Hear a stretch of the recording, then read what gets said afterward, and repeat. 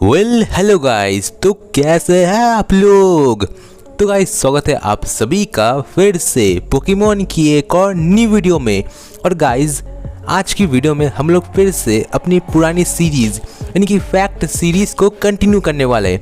और गाइस इस बार सच बताऊं तो आप लोगों को कुछ ऐसे फैक्ट्स पता चलेंगे ना जिनके बारे में आप लोग कुछ आइडिया भी नहीं होगा। बिल्कुल सही, आज की वीडियो में हम लोग बात करने वाले टॉप 20 अननोन पोकेमॉन फैक्ट्स के बारे में। तो ये वीडियो बहुत ही ज़्यादा इंटरेस्टिंग होने वाली है, इसे शुरू से लेकर एंड तक ज़रूर देखिएगा।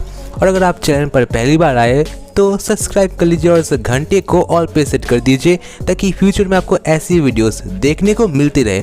सो विदाउट वेस्टिंग टाइम चलिए आज की वीडियो को शुरू करते हैं। Let's begin.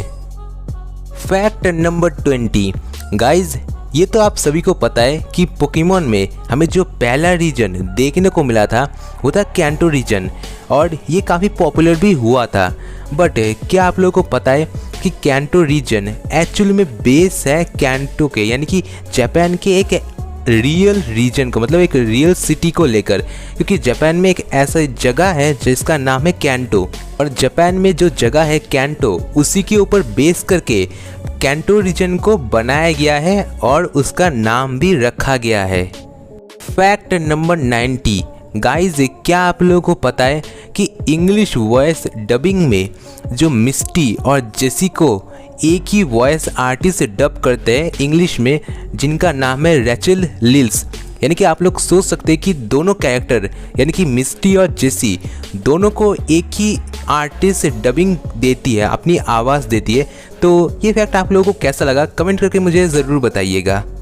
Fact number 18। अब गाइज हम लोग ऐश की मॉम को तो अच्छे से जानते ही है, बट उन्हें एनिमे में उतना अच्छे से बताया नहीं गया, उनके बारे में कुछ खास हमें इन्फॉर्मेशन नहीं दिया गया। बट क्या आप लोग को पता है कि जब ऐश की मॉम छोटी थी तो उनका सपना था एक मॉडल बनना, बट बाद में जब ऐश का जन्म हुआ तब उन्होंने अपने सपने को छोड़ दिया और उन्होंने मॉडल बनना भी छोड़ दिया। तो क्या ये फैक्ट आप लोगों को पहले से पता था? कमेंट करके मुझे ज़रूर बताइएगा। Fact number 17। अब गाइज आप लोगों ने पोकेमॉन की 3D मूवी यानी कि पोकेमॉन की real movie the detective Pikachu तो देखा ही होगा, जो कि ऑब्वियसली काफ़ी ज़्यादा पॉपुलर भी हुआ था। बट क्या आप लोगों को पता है कि डिटेक्टिव पिकाचू में जो रायम सिटी हमें दिखाया गया वो एक्चुअल में बेस है लंदन सिटी के ऊपर, यानी कि लंदन सिटी को बेस करके ही रायम सिटी को बनाया गया है। क्या ये फैक्ट आप लोगों को पहले से पता था? कमेंट करके मुझे ज़रूर बताइएगा। Fact number 16। अब गाइज पोकेमॉन के एनिमे में हमने अब तक कई टाइप और कई सारे बड़े और छोटे पोकेमॉन को देखा है, बट क्या आपको पता है कि पूरे पोकेमॉन के एनिमे का सबसे छोटा पोकेमॉन कौन है? तो गाइज वो है फ्लवेबे, जो कि पूरे पोकेमॉन एनिमे का सबसे छोटा पोकेमॉन है। और अगर बात करें सबसे लार्जेस्ट यानी कि सबसे बड़े पोकेमॉन की तो वो है इटरनेटस।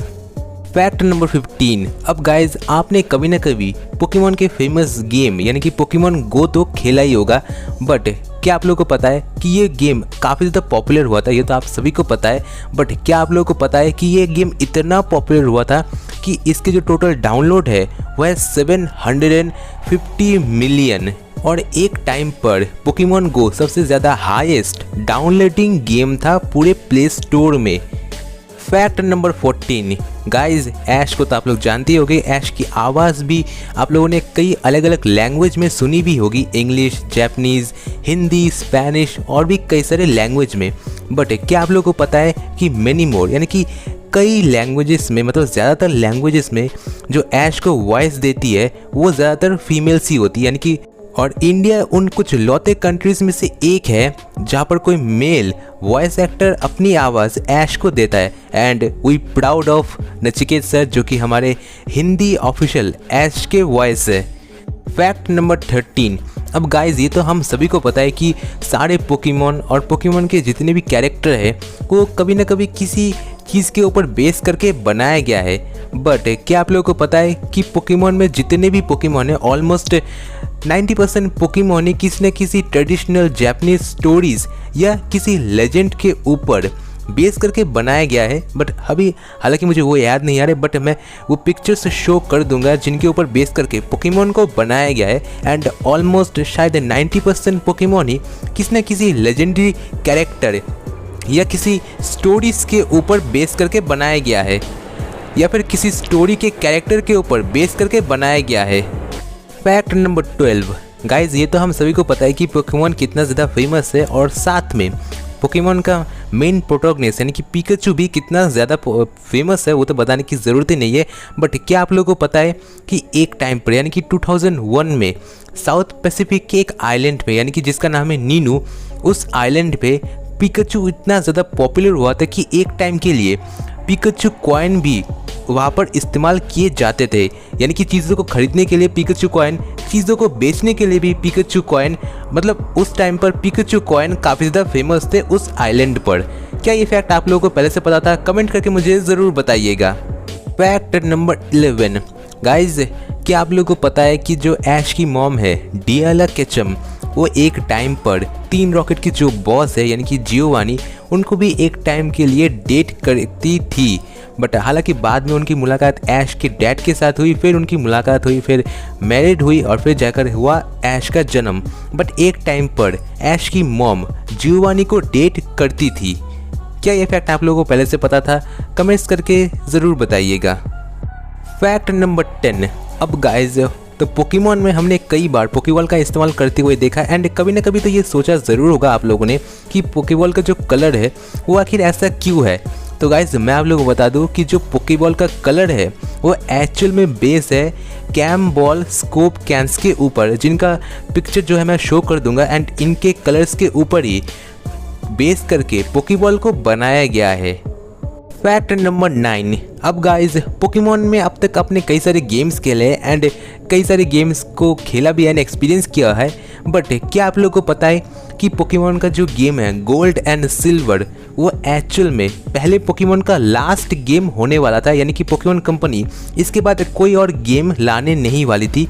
बट लोगों को जो गेम इतना पसंद आया पोकेमॉन का जो गेम है लोगों को इतना ज़्यादा पसंद आया कि बाद में उन लोगों ने कहा कि हमें और गेम चाहिए, और इसी वजह से पोकेमॉन की कंपनी ने पोकेमॉन गेम्स को आगे भी बनाना कंटिन्यू किया। बट अगर ऐसा नहीं होता तो शायद गोल्ड एंड सिल्वर पोकेमॉन की लास्ट गेम हो सकती थी। फैक्ट नंबर 8 अब गाइज, आप लोगों ने पोकेमॉन कार्ड तो कभी ना कभी खेला ही होगा एंड काफ़ी फेमस भी था एक टाइम पर। बट क्या आप लोगों को पता है कि पूरे वर्ल्ड में अब तक टोटल 30 बिलियन पोकेमॉन कार्ड जो है वो पोकेमॉन की कंपनी बेच चुकी है। एंड क्या आप लोगों को पता है कि एक ऐसा कार्ड भी है जिसकी कीमत जो है ना वो सुनकर आप लोग हैरान हो जाओगे, जिसकी कीमत है कम से कम $1,00,000। यानी कि अगर इंडियन करेंसी के हिसाब से आप कैलकुलेट करेंगे तो शायद ये 8-9 लाख के करीब आएगा। एंड सोच सकते हैं कि पोकेमॉन की एक कार्ड की कीमत कितनी ज़्यादा हो सकती है। फैक्ट नंबर 7 अब गाइज, आपने हमेशा ही डिलिया यानी कि ऐश की मॉम को प्रोफेसर ओक के साथ देखा ही है। बट क्या आप लोगों को पता है कि जो प्रोफेसर ओक है वो एक्चुअल में डियाला केचम यानी कि ऐश की मॉम की टीचर है। अब गाइज, क्या आप लोगों को पता है कि पूरे पोकेमॉन के एनिमे में ऐश एक लौता ऐसा ट्रेनर है जिसने पूरे पोकेमॉन के एनिमे में टोबियस के दोनों पोकेमॉन यानी कि लैटियोस और डाकराय को बैटल में हराया है। एंड इसके अलावा कोई भी ऐसा ट्रेनर नहीं है जिसने कि टोबियस की इन दोनों पोकेमॉन को हराया है। अरे दो पोकेमॉन को तो छोड़ ही दो, किसी ने अब तक डाकराय को भी नहीं हराया है। तो ऐश सचमुच बहुत पावरफुल है, इसमें कोई डाउट नहीं है, एंड इसी बात से वो प्रूफ हो जाता है। फैक्ट नंबर 5 अब गाइज, क्या आप लोगों को पता है कि इंग्लिश वॉइस डबिंग में जो ऐश की मॉम है यानी कि डियाला केचम और जो ऐश है उन दोनों को एक ही डबिंग आर्टिस्ट अपनी आवाज़ देती है जिनका नाम है टाइलर। और ये तब हुआ सीज़न 9 के बाद, इंग्लिश सीज़न में जब पोकेमॉन की सीज़न 9 कंप्लीट हुआ उसके बाद टाइलर ने ही दोनों को यानी कि ऐश की मॉम और ऐश को दोनों को ही अपनी आवाज़ दी। क्या ये फैक्ट आप लोगों को पहले से पता था? कमेंट करके मुझे ज़रूर बताइएगा। Fact number 4। अब गाइज आप लोगों ने कभी ना कभी तो ये सोचा होगा या फिर ये आपके माइंड में ज़रूर ये क्वेश्चन आया होगा कि जो ऐश की फैमिली है वो आखिर चलती कैसी है और उनका जो इनकम सोर्स है वो आखिर आता कैसे है। ये क्वेश्चन तो आप लोगों के माइंड में एक बार ज़रूर आया होगा। तो इसका आंसर मैं दे देता हूँ कि जो ऐश की मॉम है वो एक्चुअल में एक रेस्टोरेंट को चलाती है जो कि पैलेट टाउन में है और उस रेस्टोरेंट का नाम है पैलेट हाउस।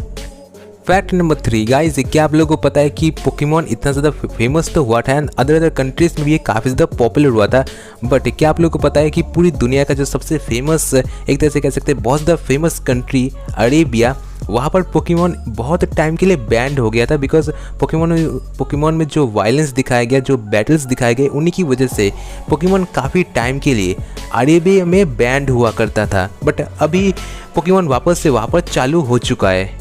Fact number 2। अब गाइज, क्या आप लोगों को पता है कि पूरे पोकेमॉन के एनिमे में किस ट्रेनर के पास सबसे ज़्यादा लेजेंडरी पोकेमॉन्स है? तो गाइज वो ट्रेनर है ब्रैंडन, जिसके पास रेजिआइस, रेजिगिगस, रेजिस्टील। पूरे पोकेमॉन के एनिमे में ब्रैंडन एक लौता ऐसा ट्रेनर है जिसके पास इतने सारे लेजेंडरी पोकेमॉन्स है। Fact number 1। अब गाइज ये तो हमने बात कर ली कि पूरे पोकेमॉन के एनिमे में किस ट्रेनर के पास सबसे ज़्यादा लेजेंडरी पोकेमॉन्स है, बट अगर ओवरऑल बात करें मांगास की और एनिमेस की तो रेड वो ट्रेनर है जिसके पास सबसे ज़्यादा लेजेंडरी पोकेमॉन्स है।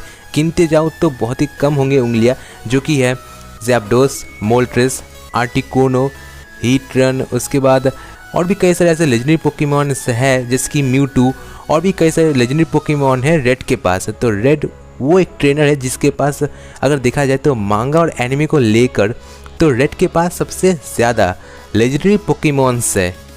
तो गाइज ये थे टॉप 20 अननोन पोकेमॉन फैक्ट की वीडियो। होप करता आपको वीडियो पसंद आई होगी। वीडियो पसंद आए तो वीडियो को लाइक कर दीजिए, चैनल पर पहली बार आए तो सब्सक्राइब कर लीजिए और इस घंटे को ऑल पे सेट कर दीजिए।